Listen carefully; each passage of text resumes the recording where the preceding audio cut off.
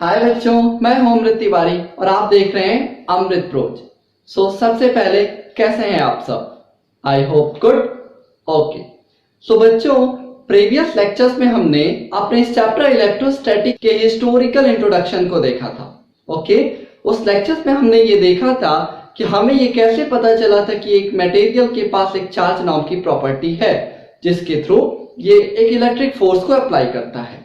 साथ में हमने ये भी देखा था कि ये जो इलेक्ट्रिक वर्ड है इसका ओरिजिन का कारण क्या था। ओके, चलिए आज के लेक्चर को भी स्टूडेंट हम इलेक्ट्रिक चार्ज से ही स्टार्ट करते हैं। ओके, जो हमारा फर्स्ट टॉपिक होगा वो है इलेक्ट्रिक चार्ज। ठीक है,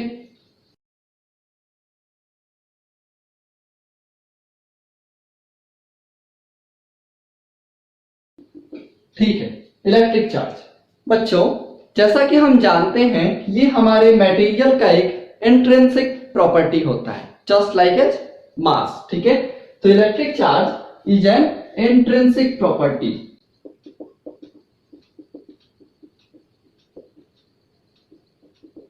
इंट्रिंसिक प्रॉपर्टी। बच्चों, जैसा कि हम जानते हैं कि ये हमारा इलेक्ट्रिक चार्ज है वो एक इंट्रिंसिक प्रॉपर्टी है, जस्ट लाइक इट्स मास। ठीक है, और हम इसको कैसे डिफाइन करते थे? Electric charge is an intrinsic property attained by any material by which it can apply or respond to an electric force। ठीक है, इस तरह से हम इसको डिफाइन करते थे। ओके, बच्चों, चलिए अब हम ये जानते हैं कि ये एक स्केलर क्वांटिटी है या वेक्टर। ठीक है, एक इलेक्ट्रिक चार्ज के पास डायरेक्शन नहीं होता, that's why it is a scalar quantity. ठीक है,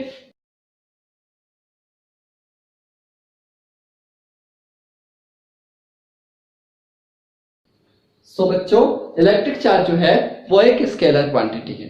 ठीक है बच्चों, जिस इलेक्ट्रिक चार्ज की एसआई यूनिट है उसकी बात कर लेते हैं। तो ये यूनिट होगा इसका वो है कूलम। ठीक है ना, कूलम बच्चों। और अगर हम इस कूलम को शॉर्ट में लिखना चाहें तो हम लिखते हैं कैपिटल सी। ठीक है, और बच्चों साथ में इलेक्ट्रिक चार्ज की एक और यूनिट होती है वो है एम्पेयर सेकेंड। तो ये दोनों बच्चों इस इलेक्ट्रिक चार्ज की एसआई यूनिट होती है। ठीक है, वन मोर थिंग आप यहां पे ध्यान दीजिएगा, ये अगर कूलम आपको पूरा लिखना होगा ना तो फिर वहां पे ये जो सी होगा वो स्मॉल होगा, और यहाँ पे अगर सिर्फ एक वर्ड में आप कॉलम लिखना चाहते हैं दैट इज कैपिटल होगा। ठीक है, ओके। बच्चों, जैसे ही हमें कोई नई चीज मिलती है ना तो उसके बारे में हम जानने के लिए और ज्यादा क्यूरियस होते हैं। ठीक है, एक्साइटेड होते हैं। चलिए मैं आपको एक एग्जांपल से बताता हूँ। जब हम लोग छोटे थे, या फिर आप अपनी ही बात कर लो, जब आप क्लास 11 से 12 में आए होगे तो आप बहुत ज्यादा एक्साइटेड होगे कि आज हमको इस तरह से पढ़ना है, प्लानिंग वगैरह बहुत सारी चीजें किए होंगे। आप सोचे होंगे कि हम बहुत डीप में पढ़ेंगे। ठीक है, इसी तरह से जब हम ये इलेक्ट्रिक चार्ज हमारे साइंटिस्टों को मिला तो वो भी बहुत ज्यादा क्यूरियस थे और एक्साइटेड थे जानने के लिए कि ये इलेक्ट्रिक चार्ज करता क्या है, कितने टाइप्स के होते हैं। ठीक है, क्या करता है उसकी बात हम पहले करते हैं, फिर टाइप्स की बात करेंगे। तो हम एक चीज तो देख चुके थे इस इलेक्ट्रिक चार्ज से बच्चों कि इस चार्ज के थ्रू ये एक ऑब्जेक्ट दूसरे ऑब्जेक्ट को पकड़ लेता है। मतलब अगर कोई चार्ज बॉडी है तो वो दूसरे चार्ज बॉडी को पकड़ लेगी। ठीक है, स्टिक कर लेगी, just like that this ink. और ये ब्लैक बोर्ड, देखिए ये ब्लैक बोर्ड जो है वो इस इंक को अपनी तरफ पकड़ के रखी हुई है ना। ठीक है, स्टिक हो गया, मतलब इंक इसके साथ। तो हमने एक चीज तो देख ली थी कि जो इलेक्ट्रिक चार्ज है उसके थ्रू एक बॉडी दूसरे बॉडी को अट्रैक्ट करती है, पकड़ के रखती है। ठीक है ना, और फिजिक्स में बच्चों इसी पकड़ने की प्रोसेस को हम कहते हैं इलेक्ट्रोस्टैटिक क्लिंग। ठीक है, क्या कहते हैं इस पकड़ने की प्रोसेस को? Electrostatic cling.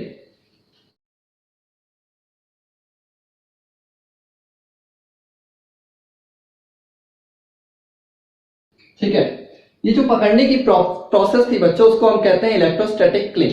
देखिए, अगर हम अपने लाइफ स्टाइल में बात करें ना बच्चों, ये इलेक्ट्रोस्टैटिक क्लिंग हम रोज देखते हैं, जस्ट लाइक दैट। अभी देख लीजिए, ये इंक इस बोर्ड के साथ चिपका हुआ है ना, इसी प्रोसेस को तो हम कहते हैं ना इलेक्ट्रोस्टैटिक क्लिंग।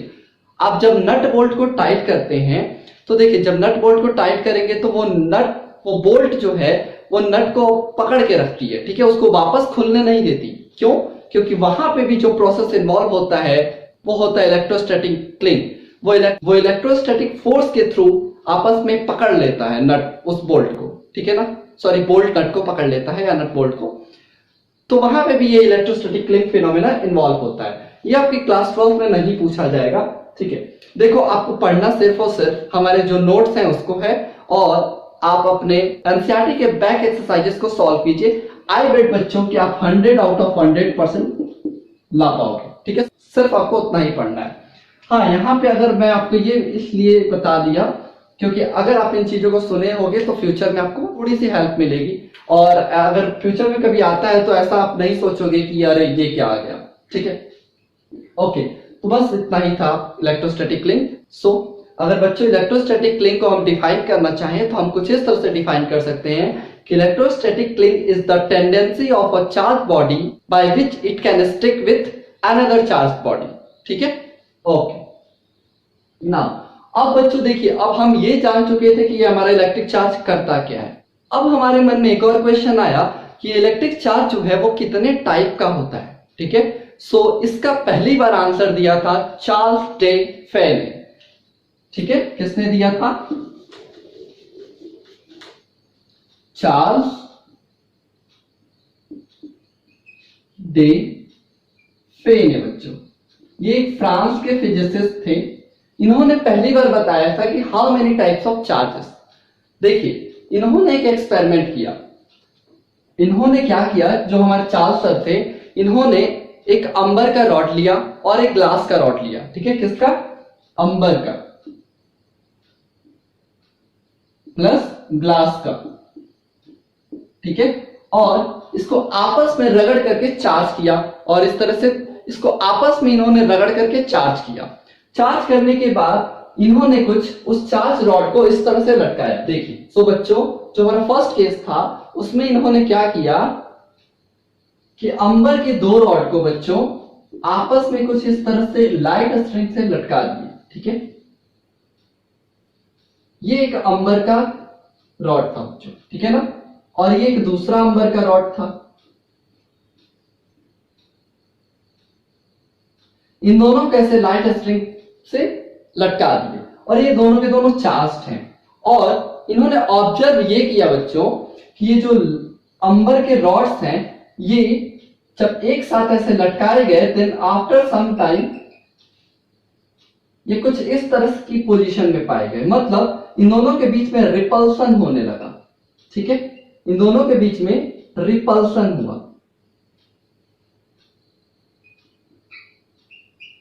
ठीक। ओके, ये हमारा फर्स्ट केस था। सेकेंड केस में इन्होंने ये किया बच्चों, चलिए दिखाता हूं कि इन्होंने क्या किया कि दो रॉड को बच्चों एक लाइट स्ट्रिंग से ऐसे लटका दिए, ग्लास रॉड को, ठीक है ना। अब ये ग्लास रॉड थे दोनों के दोनों, ये भी ग्लास था। फिर इनकी ऑब्जर्वेशन क्या हुई वो देखिए। कुछ टाइम के बाद इन्होंने ये देखा कि अगेन ये दोनों के बीच में रिपल्सन होने लगा, ठीक है। ये रिपल्सन हुआ और कुछ एक नया पोजीशन ये फॉर्म हुआ इन ग्लास रॉड्स का, ठीक है। और जो थर्ड केस इन्होंने लिया वो ये था कि एक ग्लास रॉड को ऐसे लटकाया बच्चों और एक अंबर के रॉड को, ठीक है ना। और अगेन ये क्या देखते हैं, अब ये देखते हैं कि इन दोनों के बीच में अट्रैक्शन हो रहा है, ठीक है ना। यहां पे अट्रैक्शन हो रहा है और यहां पे भी रिपल्सन हुआ था, ठीक है ना।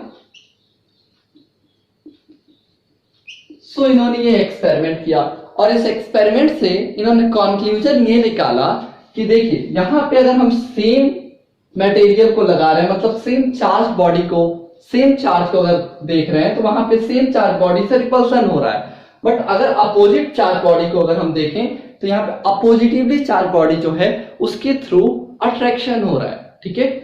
सो इन्होंने कंक्लूजन ये निकाला कि there must be a two type of charges. कितने टाइप के? तो हमारे सर ने बताया, चार्ल्स सर ने, कि दो टाइप के चार्ज होंगे, ठीक। अब जब हमें ये पता चल चुका था कि दो टाइप के चार्जेस होंगे तो फिर उसके नेम रखने की बारी आई। तो देखिए इन्होंने इन दो टाइप के चार्जेस को कुछ इस तरह से नाम रखा। जो हमारा चार्ज बच्चों इन ग्लास रॉड पे आया था, ये ग्लास था और ये एम्बर था, ठीक है ना। सो जो चार्ज ग्लास रॉड पे आया था उसको इन्होंने बोला विट्रस चार्ज। क्या बोला? विट्रस। Vitreous charge. जो ग्लास रॉड पे चार्जेस डेवलप हुए उसको इन्होंने बोला विट्रस चार्ज। क्यों? क्योंकि बच्चों ग्लास को ना लैटिन में हम बोलते हैं विट्रम। विट्रम, ग्लास को लैटिन में हम बोलते हैं विट्रम, इसीलिए इनके लैटिन नेम से इन्होंने बोल दिया कि ये एक विट्रस चार्ज होगा, ठीक है। और जो चार्ज अंबर पे डेवलप हुआ, ठीक है ना, इस अंबर पे डेवलप हुआ उस पे इन्होंने बोला कि ये एक रेजिनियस चार्ज होगा, ठीक है। रेजिनियस मैं लिख देता हूं, रेजिनियस चार्ज। क्यों? क्योंकि अंबर जो है वो एक रेजिन है, ठीक है। तो इस तरह से इन्होंने नाम रखा हमारे चार्ल्स सर ने कि there are two type of charges, first one is vitreous charge and second one is resinous charge, ठीक। ओके, बट ये कंफ्यूजिंग था कहीं ना कहीं कि what is vitreous charge and which one is resinous charge, ठीक है। तो ये कंफ्यूजन था बच्चों। फिर हमारे बेंजामिन फ्रैंकलिन सर आते हैं, उन्होंने इसे विट्रस और रेजिनियस चार्ज को के नेम को चेंज करके बोला कि इन चार्जेस को पॉजिटिव और निगेटिव रखा। क्यों रखा वो भी मैं बताता हूं, देखिए।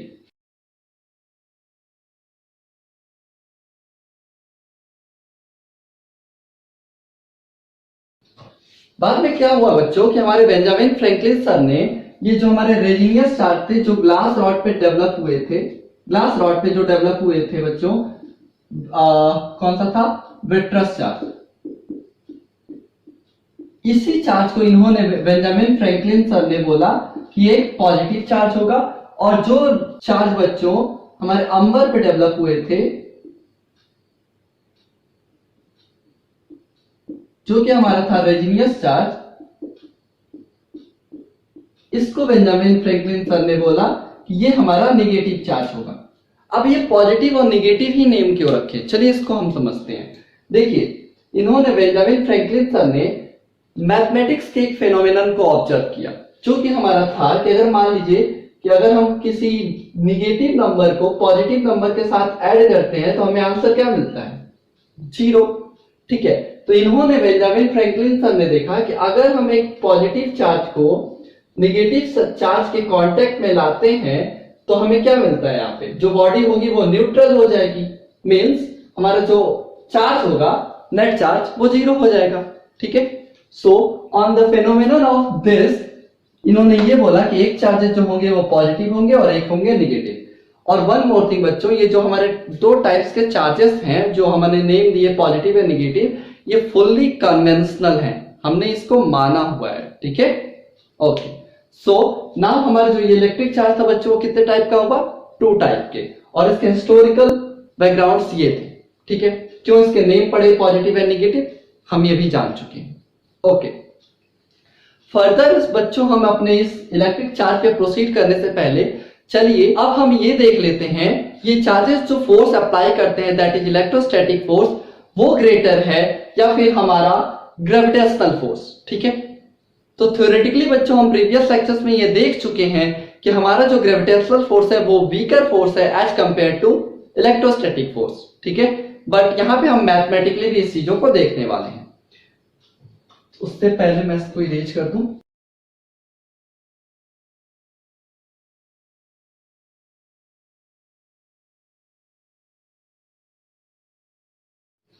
तो बच्चों चलिए इसको मैं आपको एक एग्जांपल की हेल्प से समझाता हूं। देखिए हमारा जो इलेक्ट्रॉन है ना उसके पास मास भी होता है और उसके पास चार्ज भी होता है, तो हम इलेक्ट्रॉन की हेल्प से आपको समझाते हैं। तो अगर हम बात करें बच्चों मास की एक इलेक्ट्रॉन पे, तो वो कितना होता है? वो होता है 9.1 इंटू 10⁻³ kg, ठीक है। और अगर हम चार्ज की बात करें एक इलेक्ट्रॉन पे तो वो कितना होता है बच्चों?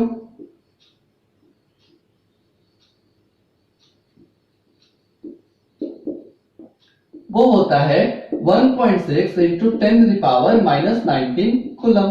ठीक है, अब एक बात बताइए कि आप ग्रेविटेशनल फोर्स इक्वेशन से कैलकुलेट करते थे, तो हमारे सर न्यूटन सर ने जो इक्वेशन दिया, दैट इज अगर हम फोर्स कैलकुलेट करना चाहे ग्रेविटेशनल फोर्स, तो वो था capital G m1 m2 upon r square. ठीक है, तो यहाँ पे बच्चों हम आर की वैल्यू जो ले लेते हैं वो होगा 1 सेंटीमीटर। ठीक है, ओके, तो चलिए इससे हम ग्रेविटेशनल फोर्स की वैल्यू को कैलकुलेट करते हैं कि एक इलेक्ट्रॉन पे कितनी ग्रेविटेशनल फोर्स अप्लाई हो रही होगी।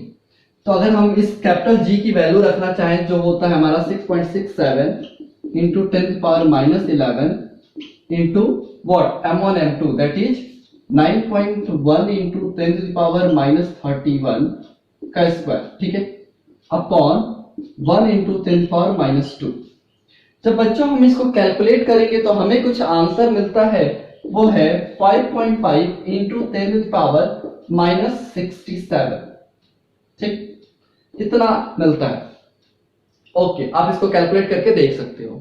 अब चलिए हम इलेक्ट्रोस्टैटिक फोर्स को कैलकुलेट करते हैं। तो इलेक्ट्रोस्टैटिक फोर्स को स्टूडेंट जो कैलकुलेट करते हैं उसका इक्वेशन हमको दिए थे कूलॉम सर ने। आगे क्या होगा वो हम बताएंगे कि ये इक्वेशन कहां से आता है, जो है k q1 q2 upon r square. ठीक है, k q1 q2 upon r square. So अगर आप इसको कैलकुलेट करें तो k की जो वैल्यू होती है वो होती है 9 इंटू 10⁹, और फिर अगर हम चार्जेस की बात करें तो वो होगा 1.6 इंटू 10⁻⁻19 का स्क्वायर अपॉन 1 इंटू 10⁻²। ठीक है, का स्क्वायर, और यहां पे भी बच्चों को स्क्वायर होगा। ठीक है, सो अगर हम इसकी वैल्यू को कैलकुलेट करें तो ये हमें कुछ मिलता है 2.3 इंटू 10⁻24। ठीक है, न्यूटन।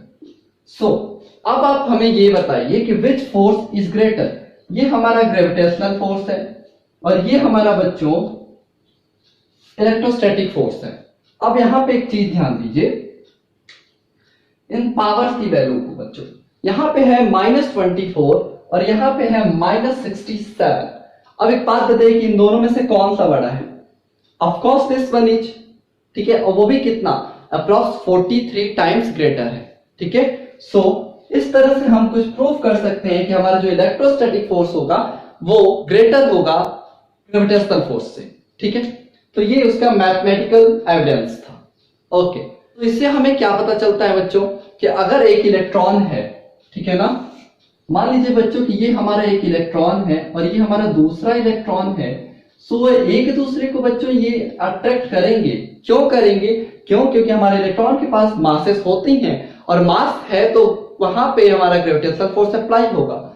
सो इन दोनों के बीच एक अट्रैक्शन भी अप्लाई होगा। ठीक है, और ये हमारा इलेक्ट्रॉन है अगर, तो ये एक दूसरे को रिपेल भी करेंगे। ठीक है ना, क्यों रिपेल करेंगे?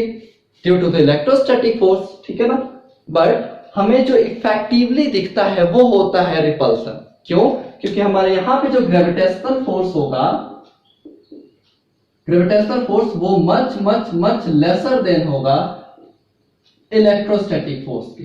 ठीक है, तो इलेक्ट्रोस्टैटिक फोर्स ग्रेटर होता है, इसीलिए हमें एक इलेक्ट्रॉन और दूसरे इलेक्ट्रॉन के बीच का रिपल्सन दिखाई देता है। ठीक है, ओके, नाउ चलिए अब हम आगे प्रोसीड करते हैं। बच्चों अभी अभी हमने एक एक्सपेरिमेंट दिखाया था आपको जो चार्ल्स सर ने किया था। सो चार्ल्स सर के एक्सपेरिमेंट से हमें यह पता चला कि अगर लाइक चार्जेस हैं तो वो रिपेल करेंगे एक दूसरे को, और अगर अनलाइक चार्जेस हैं तो वो एक दूसरे को अट्रैक्ट करेंगे। ठीक है, और इसी स्टेटमेंट को बच्चों हम कहते हैं फंडामेंटल लॉ ऑफ इलेक्ट्रोस्टैटिक। ठीक है, वो स्टेटमेंट कौन सा है? Like charges repel each other and unlike charges attract each other. ठीक है, इस स्टेटमेंट को हम बोलते हैं फंडामेंटल लॉ ऑफ इलेक्ट्रोस्टैटिक। ठीक है, चलिए अब हम आगे प्रोसीड करते हैं अपने नेक्स्ट टॉपिक पे, that is gold leaf electroscope. देखिए बच्चों, हम ये जान चुके थे कि एक बॉडी चार्ज हो रही है रब करने पे, बट हम उसको पता कैसे चलेगा कि कौन सी बॉडी चार्ज है और कौन सी बॉडी चार्ज नहीं है? तो इसके लिए बच्चों हमने एक डिवाइस बनाई, that is gold leaf electroscope. ठीक है, वो बेसिकली कुछ इस तरह का दिखाई देता है, मैं आपको बताता हूं।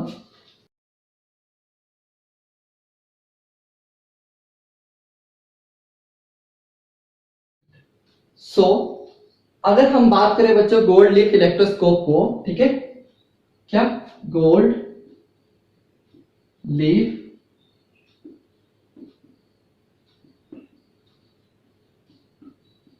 स्कोप, ठीक है, अगर हम इसकी बात करें तो ये बेसिकली कुछ इस तरह से दिखाई देता है।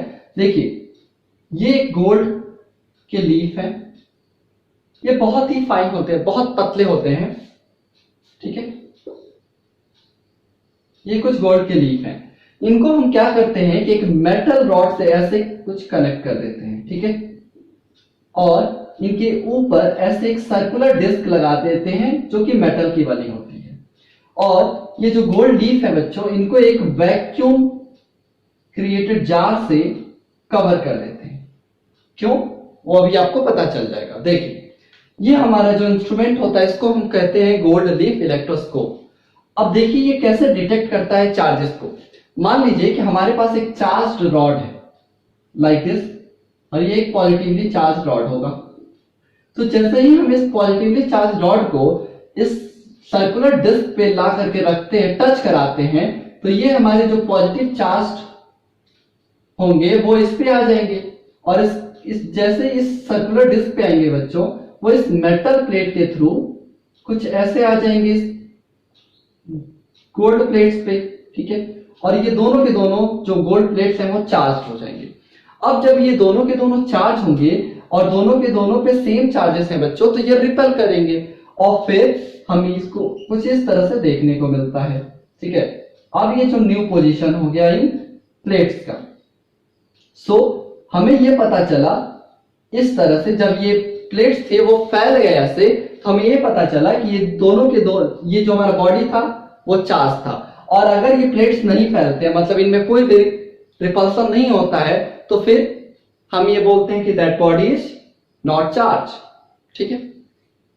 ओके, अब यहां पे एक क्वेश्चन आता है कि हमने ये गोल्ड प्लेट ही क्यों लिया, कोई अदर भी मटेरियल ले सकते थे। तो देखिए हमको ये जो प्लेट्स बनानी थी वो बहुत पतली और थिन बनानी थी। क्यों, क्योंकि इसकी सेंसिटिविटी के लिए। देखिए अगर ये प्लेट्स जो हैं वो अगर भारी होती तो इनके मास ज्यादा होते तो इस पे ग्रेविटेशनल फोर्स ज्यादा अप्लाई होता। सो फिर इन प्लेट्स को ऐसे फैलाने के लिए ज्यादा फोर्स लगाना पड़ता, और अगर इस बॉडी पे बहुत कम चार्जेस हैं तो फिर वो डिटेक्ट नहीं कर पाता, ठीक है। और साथ ही में हमने इसको एक वैक्यूम क्रिएटेड जार में क्यों रखा बच्चों, क्यों, क्योंकि अगर हम इसमें वैक्यूम क्रिएटेड जार में नहीं रखते तो हो सकता था कि वहां पे एयर का प्रेशर लगे और फिर अगेन इस प्लेट्स को ऐसे फैलाना, मूव कराना डिफिकल्ट होता, मतलब ज्यादा चार्जेस उसके लिए चाहिए होते। और यहाँ पे अगर हमने सिर्फ यहाँ पे वैक्यूम क्रिएट कर दिया और इनके प्लेट्स को बहुत ही स्मॉल ले लिया, तो फिर यहाँ पे ये बहुत सेंसिटिव हो गया है और एक माइनस से माइनस चार्जेस को भी ये डिटेक्ट कर सकता था, ठीक। सो इस तरह से हम कुछ चार्जेस को डिटेक्ट करते थे। और on the basis of this experiment बच्चों हमने एक सीरीज बनाई जिससे हमें ये पता चलता है कि हम कौन से ऑब्जेक्ट को किसके साथ रब करते हैं तो वो पॉजिटिव, कौन सा ऑब्जेक्ट पॉजिटिव चार्ज होगा और कौन सा निगेटिव, ठीक है। चलिए आइए हम उस सीरीज को देखते हैं जिस सीरीज का नाम है इलेक्ट्रोस्टैटिक सीरीज, ठीक है।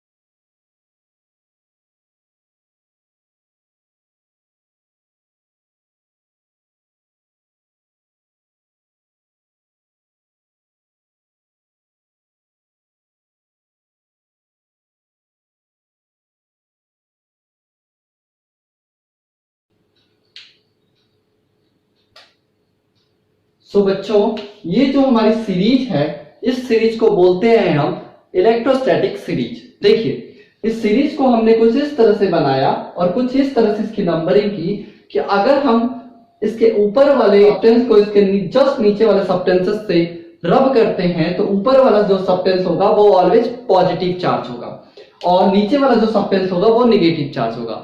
मान लीजिए कि देखिए ये जो हमारा ग्लास रॉड है ना, अगर हम ग्लास को इनमें से किसी भी मटेरियल से रब कर दें तो ये ऑलवेज पॉजिटिव चार्ज रहने वाला है, ठीक है। और अगर हम इस फ्लैनर को वूल के साथ रब करें तो अगेन फ्लैनर जो होगा वो पॉजिटिव चार्ज होगा और वूल नेगेटिव, ठीक है। जस्ट एज इसके कंपैरिजन में बच्चों, अगर हम इस वूल को ग्लास के साथ रब करें तो ग्लास अगेन पॉजिटिव होगा और वूल नेगेटिव। मतलब क्या है कि अगर हम ऊपर वाले ऑब्जेक्ट को, इन दोनों ऑब्जेक्ट की हम बात करें तो रब करते हैं अगर इन दोनों ऑब्जेक्ट को, तो ऊपर वाला बच्चों हमेशा, जो ऊपर वाला होगा वो हमेशा पॉजिटिवली चार्ज होगा और नीचे वाला हमेशा नेगेटिवली चार्ज होगा, ठीक है। इस तरह से कुछ सीरीज को डिजाइन किया गया। यहाँ पे आपको एक बात बस ध्यान रखने वाली है बच्चों कि ये जो हमारा ग्लास है ना, ये हमारा ग्लास वो ऑलवेज पॉजिटिव रहने वाला है। ये जो ग्लास होने वाला है बच्चों ये ऑलवेज पॉजिटिवली चार्ज होगा, ठीक है। और ये जो हमारा प्लास्टिक है, इसको देखिए, हमारा जो प्लास्टिक है बच्चों ये हमेशा निगेटिवली चार्ज होगा एक्सेप्ट रब विद सल्फर, ठीक है ना। सो हमारा जो प्लास्टिक होगा वो क्या होगा, ऑलवेज नेगेटिवली चार्ज होगा एक्सेप्ट रब विद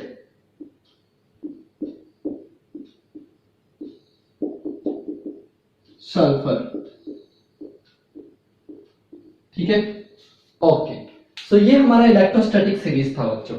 अब फटाक से इसको नोट कर लीजिए, क्यों? क्योंकि अब हम अपने अगले टॉपिक की तरफ प्रोसीड करने वाले हैं, that is properties of charge, ठीक है।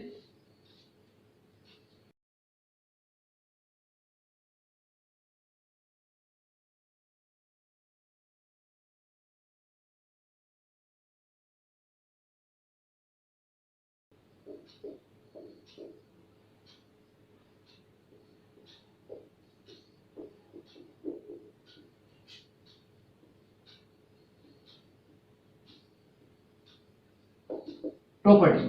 सो बच्चों देखिए, हमको यहाँ पे ना सिर्फ और सिर्फ 3 टाइप के प्रॉपर्टीज को पढ़ना है। जो हमारा फर्स्ट वन है वो है क्वांटाइजेशन ऑफ चार्ज,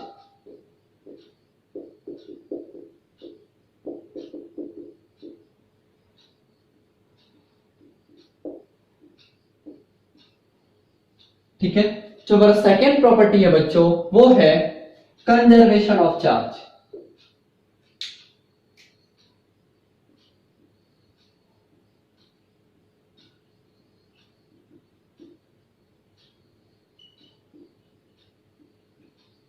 ठीक है।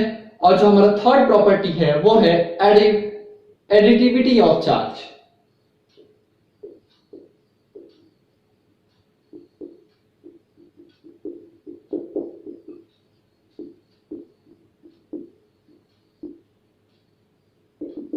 ठीक। सो चलिए हम अपने सबसे पहले property that is quantization of charge की बात करते हैं। सो बच्चों, जो ये हमारा फर्स्ट प्रॉपर्टी है क्वांटाइजेशन ऑफ चार्ज, ये हमको ये बताता है कि अगर किसी बॉडी के पास चार्ज है या फिर चार्जेस ट्रांसफर होंगे तो वो ऑलवेज क्वांटाइज्ड होंगे, ठीक है। मतलब क्या है कि अगर मान लीजिए कि ये हमारा एक बॉडी है, ठीक, और इस बॉडी से मान लीजिए कि ये हमारा बॉडी है, ठीक है ना। अगर इस बॉडी से इस पे अगर कोई चार्ज जाता है तो वो ऑलवेज इंटीग्रल मल्टीपल्स होंगे, ठीक है ना, होल नंबर के। मतलब क्या है, एक बॉडी से बच्चों चार्जेस का ट्रांसफर होना है तो वो फिर कुछ इस तरह से होंगे। देखिए Q equal to m dot E, मतलब नंबर ऑफ इलेक्ट्रॉन्स, एक इलेक्ट्रॉन ट्रांसफर होगा या फिर 2 होगा या फिर 3 होगा। ऐसा नहीं हो सकता है कि अगर कोई चार्ज ट्रांसफर हो रहा है तो वो फिर आधा पौना इलेक्ट्रॉन हो। मतलब क्या है भाई, अगर सपोज दैट कि मान लीजिए बच्चों कि ये एक सीढ़ी है, ठीक है। अगर आपको चढ़ना है इस सीढ़ी से इस सीढ़ी पे, तो एक बात बताइए आप मुझे, क्या आप आधा सीढ़ी चढ़ सकते हैं? नहीं ना, या तो हमेशा आप एक सीढ़ी चढ़ेंगे या फिर 2, ठीक है। तो इसी तरह से ये जो हमारे चार्जेस होते हैं वो अगर एक बॉडी से दूसरी बॉडी में ट्रांसफर होंगे तो वो ऑलवेज होल नंबर के मल्टीपल्स में होंगे, ठीक है, मतलब एक इलेक्ट्रॉन पे जितना चार्ज होगा वो सिर्फ और सिर्फ उतना ही ट्रांसफर होगा होल नंबर्स पे। ठीक है, तो ये हमारा क्वांटाइजेशन ऑफ चार्ज कहता है। यहां पे कुछ न्यूमेरिकल्स हैं, चलिए हम उसको भी डील करते हैं। एक न्यूमेरिकल है बच्चों, केमिस्ट्री में कई बार आप इससे डील भी किए होंगे। जो हमारा क्वेश्चन है वो ये है कि can a body have a charge 0.32 into 10 to the power -18 coulomb. ये क्वेश्चन है बच्चों कि क्या एक बॉडी के पास इतना चार्ज हो सकता है, ठीक है, या ट्रांसफर हो सकता है। सो चलिए देखते हैं। देखिए, इसको अगर सॉल्व करना हो तो हम बहुत अच्छे से जानते हैं, we know that what Q equal to N। ठीक है, अब हमको चार्जेस दिए हुए हैं बच्चों, और इलेक्ट्रॉन पे कितना चार्ज होता है ये हम बहुत अच्छे से जानते हैं। सो यहां से अगर number of electrons transfer calculate करना हो तो हम क्या करेंगे, जो हमारे चार्जेस हैं that is 0.32 into 10 to the power -18, इसको हम डिवाइड कर दें 1.6 into 10 to the power -19 से, तो हमें कुछ जो आंसर मिलेगा वो होगा 16 to 2, ठीक है, 2। ठीक है, तो यहाँ पे n की वैल्यू आ रही है वो 2। इट्स मीन दैट कि 2 इलेक्ट्रॉन्स का ट्रांसफर हुआ होगा। So yes, a body can have this much amount of charge.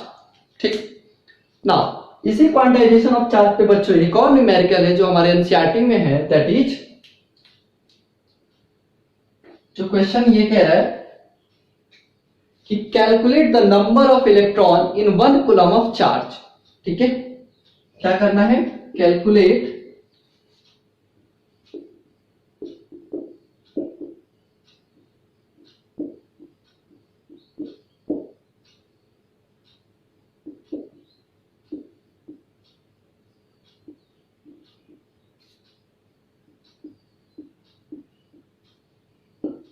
यहां पे देखिए बच्चों, हमें कैलकुलेट करना है क्या, number of electron in 1 coulomb of charge. ठीक है, सो बहुत आसान सा क्वेश्चन है। अब चलिए देखते हैं कि इसको हम कैसे सॉल्व करेंगे। तो देखिए, अगेन हम जानते हैं, we know that what Q equal to N। तो बच्चों हमको Q दिया हुआ है, E हमें पता है, हमको सिर्फ यही कैलकुलेट करना है। तो हम इसको कर सकते हैं ना बहुत इजीली। दैट इज, देखिए 1 कूलम हमें पता है, 1 divided by 1.6 into 10 to the power -19। सो अगर आप इसको सॉल्व करना चाहें तो ये जो हमारा 10 to the power -19 है ये ऊपर जाएगा, तो ये हो जाएगा 1 into 10 to the power +19। ठीक है, और इसको 1.6 से जब आप इसको डिवाइड करोगे तो आपको आपको आंसर मिलेगा बच्चों 0.625 into 10 to the power +19। ठीक है, और अगर हम इसको लिखना चाहें तो हम लिख सकते हैं 6.25 into 10 to the power 18। सो इतने नंबर ऑफ इलेक्ट्रॉन्स ट्रांसफर हो गए रहेंगे 1 कूलम ऑफ चार्ज में। ठीक है, ये कैलकुलेट करना था। ये हमारे एनसीईआरटी का भी क्वेश्चन है और बहुत आसान सा, देख सकते हैं। तो ये हमारा फर्स्ट क्वांटाइजेशन ऑफ चार्ज पे बच्चों कुछ न्यूमेरिकल्स थे। ठीक है, चलिए अब हम अपने सेकेंड प्रॉपर्टीज को डील करते हैं, that is conservation of charge.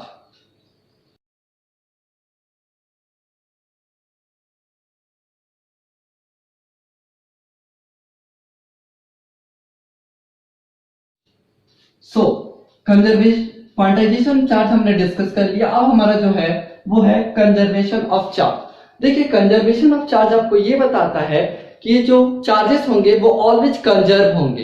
क्या मतलब है, देखिए, ना ही तो हम चार्जेस को क्रिएट कर सकते हैं और ना ही हम डिस्ट्रॉय कर सकते हैं। ठीक है, ये हमारा कंजर्वेशन ऑफ चार्ज बताता है। कैसे, देखिए, मान लीजिए कि आपके पास एक सोडियम का एटम था, ये न्यूट्रल होगा।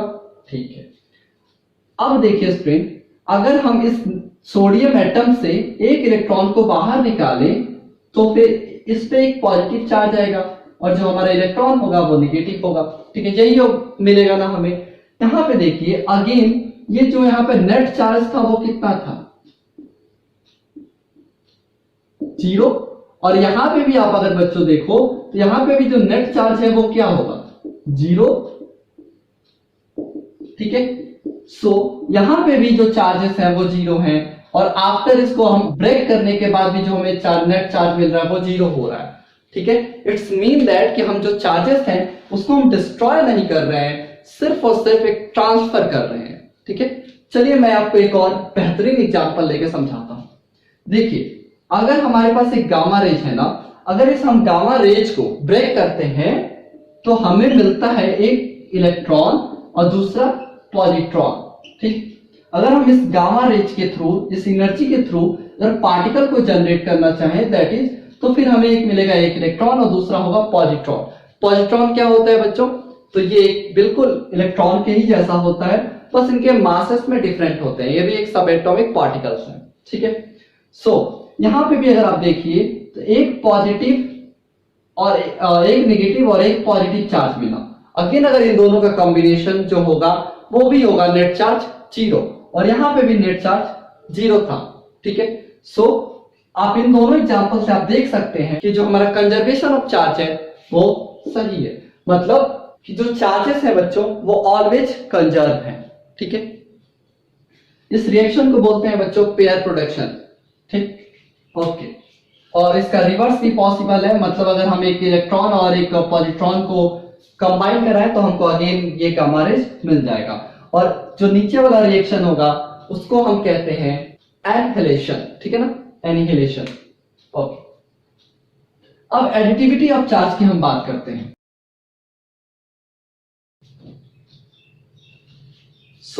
अब देखिए बच्चों हम इस अपने लास्ट प्रॉपर्टी की बात करते हैं that is additivity of charge. अब इसका क्या मतलब है, मान लीजिए बच्चों कि हमारे पास एक बॉडी है। ठीक है, इसके पास अभी एक नेट चार्ज जो है वो 0 है। अब हम इसको बाहर से कहीं से 2 कूलम का चार्ज देते हैं, तो अगर +2 कूलम का, ठीक है, तो अगर हम 2 कूलम को चार्ज दिए जो पॉजिटिव नेचर का है, तो इस बॉडी के पास कितना चार्ज हो गया, 2 कूलम। अगेन बच्चों हम इसमें 5 कूलम का चार्ज देते हैं, तो इसके पास टोटल नेट चार्ज कितना हुआ, 7 कूलम। नाउ अब बच्चों हम इसमें एक नेगेटिव 4 कूलम का चार्ज देते हैं। ठीक है ना, मतलब 4 कूलम का चार्ज देंगे जो नेगेटिव नेचर का होगा। तो एक बात बताइए, अब यहां पे कितना हुआ, यहां पे 7 कूलम था। ठीक है, अब इसमें हम 4 कूलम का चार्ज दिए तो यहां पे 3 कूलम नेट चार्ज बचा।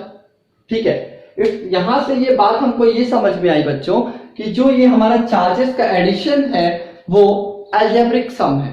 ठीक है, मतलब अलजेब्रिक सम है, मतलब क्या हुआ,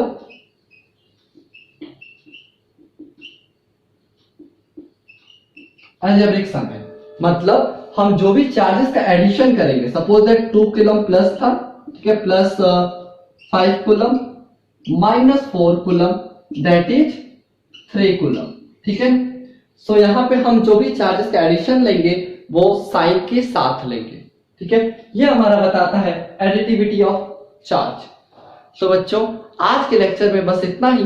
नेक्स्ट लेक्चर में हम ये देखेंगे कि जो हमारा ये चार्जेस है वो कैसे डिफर करता है हमारे दूसरे intrinsic property that is mass से।